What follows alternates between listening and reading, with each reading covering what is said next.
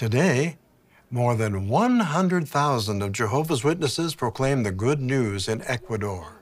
Nearly 300,000 people attended the memorial in 2020. The Chontapunta Quichua congregation began as an isolated group. To support themselves, our brothers raised flowers and even panned for gold. But their zeal is for the ministry. They go to great lengths to bear thorough witness in their territory. Where bridges aren't available, they find a way. They use 2 boats named Enoch and Enoch II to reach remote Quechua-speaking communities. Remote communities have poor cellular service. That doesn't stop this Bible student. Look what he does to get a good signal so he can join meetings and have his study.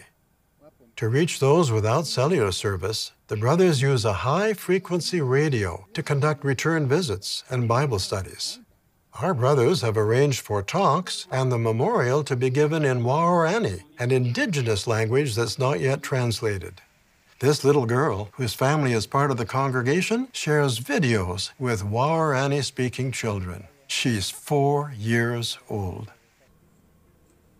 Our dear brothers and sisters from the Chontapunta Quichua congregation in Ecuador send their love and greetings to the worldwide brotherhood. Leon, my friend, I want to thank you so very much for helping out with this program. I really appreciated the help. And together, we send all of you our warm Christian love.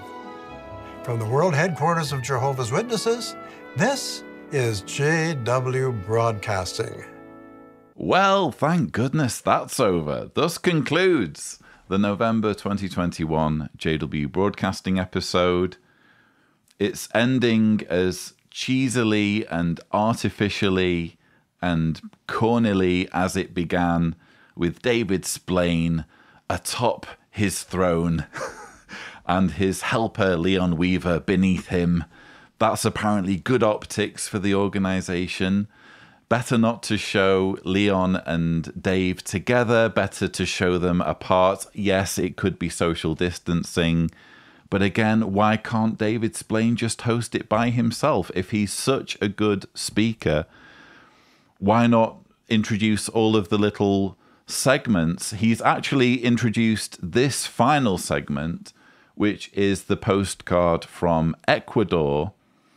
And yeah, for me, it just, again, highlights how unbalanced this organization is, with how much is expected of people who get involved, who are interested. You need to be willing to climb a tree to get signal. You need to be willing to wade across rivers with all sorts of life in there that could hurt you. I don't know whether there are crocodiles in Ecuador, but it's certainly, extreme, isn't it? To be wading across rivers like that just to do preaching or just to get to the Kingdom Hall. I had to chuckle with that part about the boats. Where bridges aren't available, they find a way. They use 2 boats named Enoch and Enoch II to reach remote Quechua-speaking communities. Enoch and Enoch II. That suggests to me that they were so impressed with the first name that when they got a second boat, they were like, what should we call it? We've got 2 boats now. I'm not sure we can top the name Enoch. I know. We could call it Enoch 2. Brilliant idea. I like your thinking. I can only assume that was the decision-making process there. But the really chilling part of this video was, without question, this. This little girl, whose family is part of the congregation, shares videos with Waorani-speaking children. She's 4 years old. 4 years old. They're celebrating the fact that a 4-year-old is involved in recruiting other children into a religion that, I'm sorry, she is incapable of understanding. 4 years old, you do not know anything about religion. You literally can just about parrot what your parents are telling you. You're not in a position to recruit others into any kind of religious organization, let alone that of Jehovah's Witnesses, where so much is demanded, where the expectations are high, so high that you are tethered to the organization for life. Once baptized, you're held accountable to the organization, to its leaders, so that you're never allowed to leave without crushing penalties.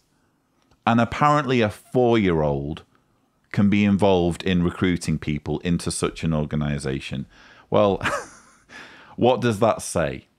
What does it say about an organization that uses children in this way and is proud of doing so? I don't want to talk about that too much because it incenses me, especially given this organization's track record on child safeguarding or the mishandling of child safeguarding. But what a message to be throwing in at the end there.